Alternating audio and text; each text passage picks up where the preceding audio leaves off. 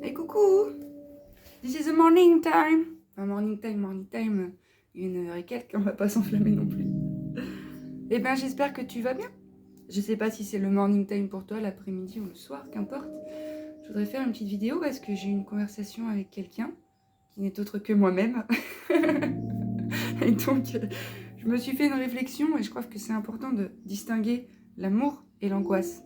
Parce que je crois que nous sommes quand même dans une société hyper angoissée, hyper stressé, hyper en permanence en vigilance, un système nerveux complètement déclenché en permanence, parce que de toute façon, le terreau dans lequel nous venons au monde, indépendamment de la structure familiale qui peut se goûter de façon plutôt confortable, est régi par un fonctionnement qui est très angoissant. Hein. Enfin, je veux dire, il y a plein de trucs qui vont à l'encontre du vivant. Hein. Bosser 35 heures semaine, déjà, je suis pas sûre que ce soit un très bon rythme pour notre développement. 3 semaines de vacances par an, un crédit, des magasins partout, du bruit en permanence, des réseaux sociaux, des trucs qui font qu'on s'est un petit peu éloigné de nous-mêmes, on va pas se mentir. Mais c'est ok, c'est ok. De toute façon, c'est ainsi, on va pas poser de jugement, on va surtout s'interroger sur comment fait-on pour réemprunter ce chemin qui est celui du retour à soi. Bah, j'ai une bonne nouvelle parce que la vie s'en charge à chaque instant à travers toi et te permet de te récupérer. Mais pour ça, effectivement, il va falloir se poser quelques questions. Et ouais, prendre conscience de certaines choses, tu vois. Mais avant de m'éloigner un peu, je vais quand même revenir à cette vidéo. Donc, l'angoisse et l'amour. Non, parce que c'est vrai que je crois que j'ai témoigné dans une vidéo il n'y a pas très longtemps qu'effectivement, les papillons dans le ventre, le cœur qui s'accélère, la clarté d'esprit qui disparaît quand tu vois quelqu'un que tu ne connais absolument pas, ce n'est pas de l'amour. Ce n'est pas de l'amour. L'amour se goûte dans un cadre sécure. Il ouvre, il porte. Il n'empêche pas à certaines appréhensions d'être ou à une petite excitation d'être là, mais comprenez qu'en fait, tout a le droit d'être. C'est juste l'excès de quelque chose qui va être problématique. Et quand tu as un excès de « Ah, c'est trop bien, que tu es branché comme un sapin, que tu n'arrives pas du tout à poser ton attention sur une seule et même chose, qu'en fait, les papillons dans le ventre, ça devient plutôt quelque chose qui vient manger ton propre ventre et que ton cœur est tellement brrr que ta température corporelle qui change, il faut prendre en considération que ça, c'est pas de l'amour. Hein. Ben non, parce que vous comprenez bien que l'amour étant notre source originelle, c'est plutôt quelque chose qu'on aurait l'impression de faire un retour à la maison. Un truc dans lequel, en fait, le mental n'a pas de prise, un truc dans lequel le corps s'ouvre et se détend. Pas un truc dans lequel où il faut réfléchir si, et qui vient générer de l'angoisse du feu de Dieu. Alors ce qui est intéressant, c'est qu'effectivement, l'autre va venir déclencher ça en toi, que l'autre est à l'extérieur de toi, l'autre n'est qu'un miroir, donc te permet de te saisir qu'en toi, il y a beaucoup d'angoisse, et pas forcément beaucoup d'amour. Alors, ce qui est paradoxal, c'est que il y a en toi une source intarissable d'amour et illimitée. C'est juste qu'autour de cette source, il y a certaines choses illusoires, certes, et pourtant bien chiadées, parce qu'on crée même cette illusion dans la réalité. Et c'est comment, effectivement,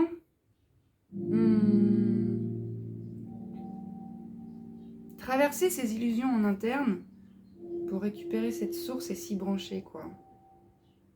Eh bien, je ne cesse de le dire, hein, c'est le retour à soi. Mais le retour à soi, les portes d'entrée, il y a quelques questions qui sont d'une importance capitale et qui peuvent vraiment aider. De quoi j'ai besoin? De quoi j'ai envie? Sachant que c'est pas la même chose. Hein. Que les besoins sont... Je sais pas si tu connais la pyramide de Maslow. C'est une pyramide dans laquelle il y a des besoins fondamentaux. La base de la base, c'est d'avoir un toit au-dessus de ta tête, d'avoir des vêtements et d'avoir de quoi te nourrir. En slip, comprenez ensuite, tu vas pouvoir accéder à autre chose. Tu auras d'autres besoins d'être en lien. Mais ça va rendu être possible que si tes premiers besoins sont sécurisés. Ensuite, quand tu seras en lien, tu vas avoir un autre besoin, celui de t'accomplir toi. Ça, c'est rendu possible que quand les deux besoins en dessous sont nourris. Et en plus, je te dis ça, de mémoire, j'ai l'impression qu'il y a 5 marches, alors que là, je t'en fais que 3. On va faire une 4e, le besoin bah, après s'accomplir, non, c'est se réaliser, tu vois. Donc ça va se réaliser dans différents plans de ta vie. Le plan professionnel n'échappe pas à la réalisation, hein. C'est juste que ça vient de toi et c'est toi qui construis cette réalisation. C'est pas une société qui te propose un format qui, pour toi, fait pas écho et te draine plutôt qu'autre chose, en fait. Et donc tout ça, c'est vraiment effectivement revenir aux bases, aux bases de base, avant d'aller chercher à te réaliser sous n'importe quelle latitude, que ce soit dans le A2, dans tes amis, dans ton travail. Reviens aux besoins primaires, un toit. Effectivement, il te faut un toit au-dessus de toi pour pouvoir te déposer, te sécuriser, puis te rencontrer en interne de façon sécure.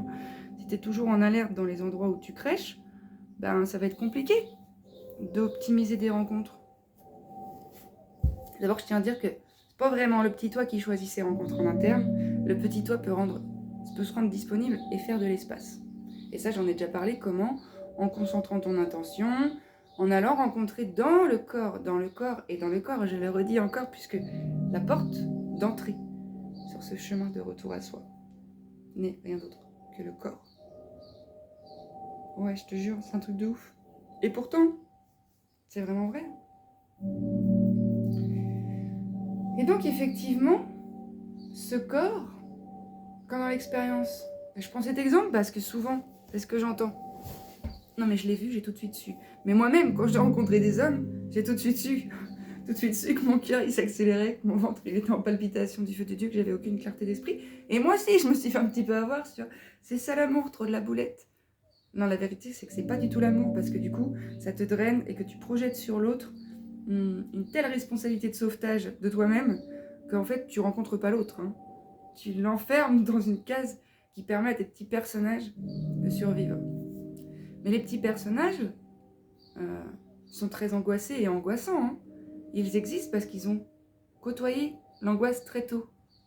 Donc pour s'extraire de cette angoisse incroyable que la vie leur a fait rencontrer très tôt, ils ont mis un personnage en place dans lequel il y a un peu une anesthésie émotionnelle et dans lequel l'autre va un peu régir sa vie, quoi. Et c'est là qu'on devient le sauveur, la victime ou le bourreau de qui que ce soit, hein, parce qu'on prend des rôles. On prend des rôles et on n'est pas responsable dans ces cas-là. Parce qu'en plus, on assujettit quelqu'un ou on incrimine quelqu'un. Et quand on fait ça, on crée une séparation entre soi et l'autre. On n'est plus dans l'unité, quoi. Donc, effectivement, c'est trouver une posture qui va permettre à tout le monde et à chacun de vivre sa life, de rencontrer ses propres blessures, d'être autonome dans ses libérations, dans ses guérisons. Parce que même si on est tous ensemble, on n'est jamais que seul en face de ses propres gardiens et dans sa chair qui a tant souffert. Donc ça, ça va être rendu possible par la prise de responsabilité de ta part, la prise de responsabilité de ce que tu ressens, de ce dont tu as besoin et de ce que tu en fais. Et quand bien même on serait 12 000 à te dire ne fais pas ci, ou 12 000 à te dire fais ça, il n'y a que toi qui saches ce qui est bon pour toi. Quand bien même la décision que tu vas prendre va éclabousser certaines personnes, il n'y a que toi qui sais ce qui est juste pour toi. Si c'est juste pour toi, ce sera juste pour tout le monde. Ça ne va pas empêcher au reste du monde de goûter à des émotions. Hein. Enfin, je veux dire, moi j'ai acté plein de séparations dans le A2, même si je savais qu'elles étaient justes, ça ne m'a pas empêché d'être triste. Et je crois que c'est notre humanité aussi, et c'est complètement normal. Enfin, en tout cas, c'est, il n'y a pas de mot normal à poser, puisque c'est là de toute façon. Donc si c'est là, c'est que ça ne peut pas ne pas être là. Et j'entends trop souvent, « Non, mais si j'avais pu, non, j'aurais pu. Non, mais c'est vrai que je suis trop con, j'aurais pu faire autrement. » Non. Tu n'aurais pas pu faire autrement. Sinon, autrement, tu aurais fait. Ça a fait comme ça à travers toi parce que ça ne pouvait pas se goûter différemment. C'est passé de cette façon-là et ça a matérialisé ça parce que dans ton canal, il y a ces filtres qui existent et qui teintent ce flot d'énergie vitale qui te traverse de cette vibration et qui matérialise cette expérience. Donc, ce n'est pas tu aurais pu faire différemment, c'est il semblerait que j'ai ce filtre à l'intérieur de moi qui me fasse expérimenter ça. Peut-être il faudrait faire retour dans son dedans. Ben oui, bien évidemment, ce n'est pas de ta faute si tu as été blessé. Mais non, on est tous victimes quand on est enfant, bien évidemment. Par contre, à l'âge adulte, on peut devenir responsable. Arrêter de blâmer papa-maman, arrêter de blâmer la société, Et dans ce cas-là, quand on fait ça, on devient bourreau. Arrêtez de dire ou bourreau parce que c'est de leur faute, patati, s'ils avaient pu faire ci, patati. On est bourreau. Ou alors victime. Non, mais moi, c'est pas de ma faute, hein, parce que mon papa et ma maman, ils ont fait ça. Ok, super. Ou alors, sauveur, quoi. Je vais tenter de réparer chez mes parents ce qui est cassé chez moi au contact de mes parents. Et ça, c'est encore autre chose, mais c'est très important. C'est qu'à un moment donné, il faut tuer papa-maman en interne. Il faut arrêter d'être loyal à ce qui a été proposé jusqu'à présent par papa et maman. Il faut se responsabiliser et devenir adulte, mon ami. Et ça, c'est incroyable. C'est incroyable. C'est incroyable. C'est quoi? C'est incroyable. C'est pas simple surtout. C'est pas simple de discerner. Mais tu apprendras à discerner au fur et à mesure que le temps va te faire expérimenter certaines choses en fait. Et c'est ok puisque tout est pris en charge. Puisque les expériences qui te sont proposées n'ont qu'un seul et même but, te permettre de te rencontrer. Tout va dans ce sens-là. Donc te récupérer dans des espaces qui ont été souffrants va te demander de retourner dans ces espaces où ça a été souffrant. Ça veut dire ressentir la souffrance. Ça ne veut pas dire s'y identifier. Ça ne veut pas dire la bloquer, l'arrêter et dire non mais ça ne changera pas. Non, la ressentir. Je vous garantis, pour accompagner pas mal de personnes sur ce chemin-là, dès lors que le corps accepte de se détendre au cœur même de ce qui est inconfortable, l'information circule. Autre chose peut se révéler puisque l'émotion qui a stagné, quand elle est reçue, elle circule et un espace qui est plutôt votre nature originelle qui a été cachée par cette émotion se dévoile. Et vous retrouvez une capacité d'être, une liberté d'être plus grande dans lequel la clarté d'esprit est un peu plus conséquente, les choix un peu plus justes et la connaissance de soi un peu plus grande. Bien évidemment. Mais n'allez pas croire que ça s'arrête un jour. Oh là, non, non, non, non. Ça ne s'arrête pas du tout. Donc voilà. Voilà. C'est comment, au fur et à mesure que ce chemin se dévoile, trouver une posture confortable à l'intérieur de soi. Et accepter qu'en fait, le chemin se dévoile au fur et à mesure qu'on avance dessus. Arrêtez de vouloir savoir ce qui va se passer, parce que ça, c'est purement un espace plutôt relatif au personnage qui voudrait projeter sur un futur une forme plus rassurante parce qu'il a connu un passé effrayant. Mais le passé et le présent et le futur ne sont qu'une seule et même chose.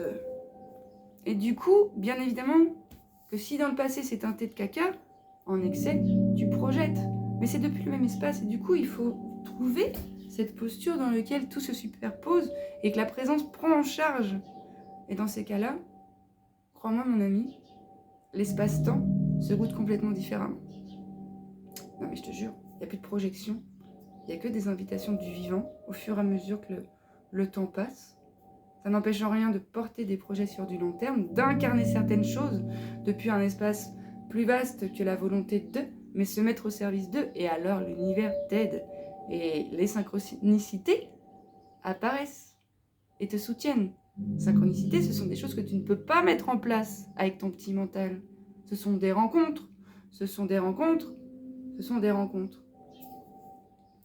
Donc non, c'est vraiment important de se poser la question de quoi j'ai envie, de quoi j'ai besoin. Après, l'envie, souvent, elle vient mettre en lumière le besoin qui n'est pas entendu. Si tu as envie d'être au calme, c'est peut-être parce que le besoin est d'être au calme. Tu comprends? Si j'ai envie que ça s'arrête, c'est peut-être parce qu'effectivement, j'ai besoin en moi de faire un retour parce que c'est tellement agité qu'en fait, j'y vois de Chiban, quoi. Mais tout commence par là. Et c'est un truc de ouf parce que je pourrais vous témoigner de plein de séances qui fait que quand tu changes quelque chose là, la réalité extérieure change sans que tu aies rien changé.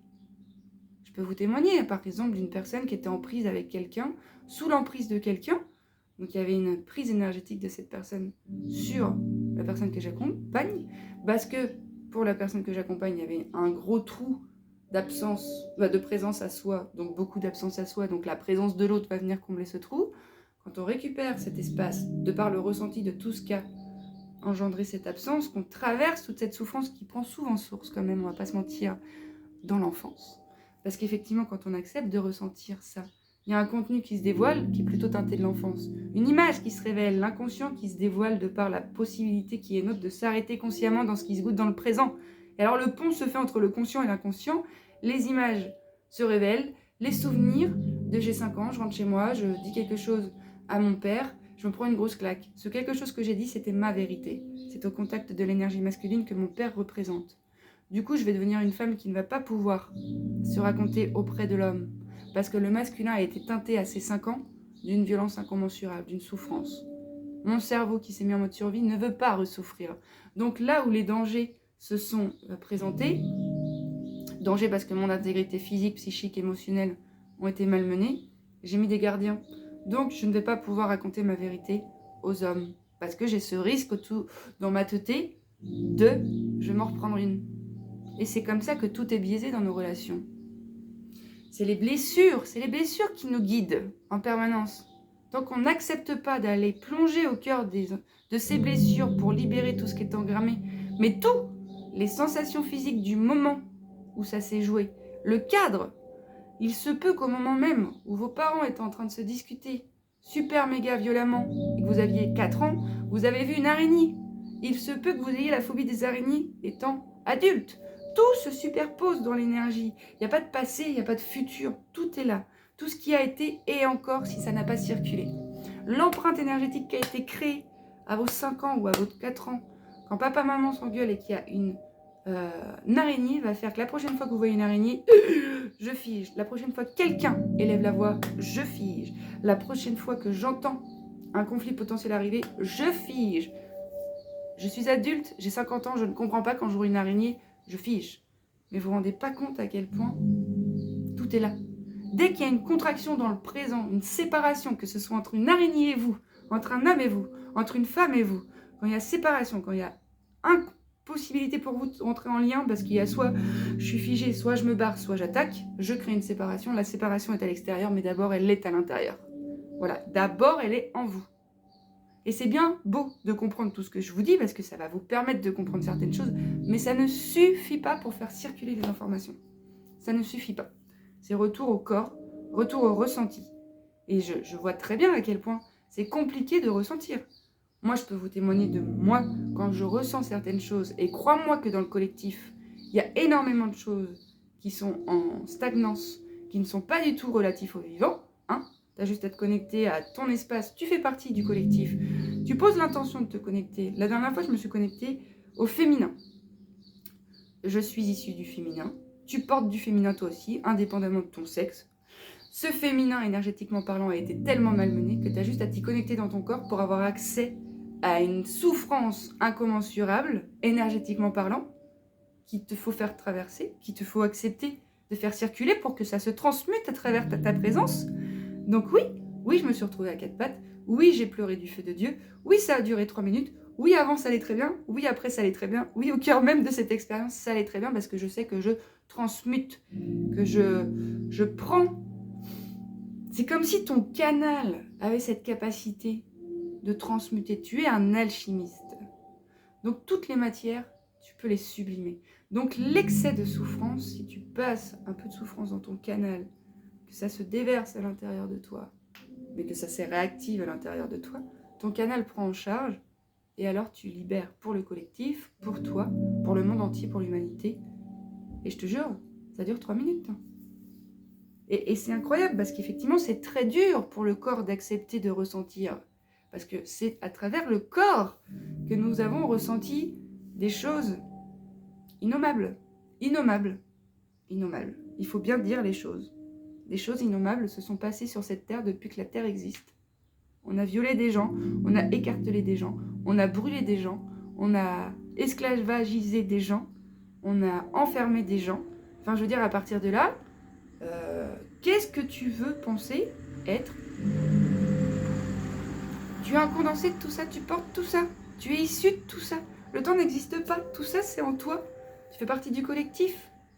Tu portes tout ça, je porte tout ça, on porte tous ça. Donc c'est pour ça qu'effectivement, le petit Mojel est complètement perdu face à tout ça, et tant qu'il s'accrochera à ses histoires personnelles, bah, il fera tout pour survivre. Et c'est ok, parce qu'il y a eu besoin. Mais il n'y a plus besoin.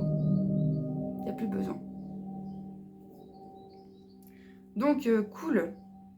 L'amour se trouve dans cet espace d'acceptation totale. C'est bien l'amour qui nous sauvera, c'est bien l'amour qui est capable de prendre en charge quelque chose de très moche pour le sublimer. C'est pas la réflexion, c'est pas la volonté de comprendre, c'est pas la volonté de trouver une solution au problème parce qu'il n'y a pas de problème, c'est la capacité à accepter, énergétiquement parlant, ce qui est présent dans notre support énergétique.